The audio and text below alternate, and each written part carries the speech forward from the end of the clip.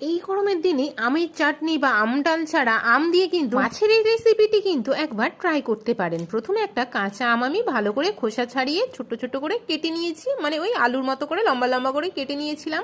এরপরে আমি এখানে নিয়েছি 3খানা রুই মাছ। রুই মাছটাতে লবণ আর হলুদ বেশ ভালো করে মেখে নেব।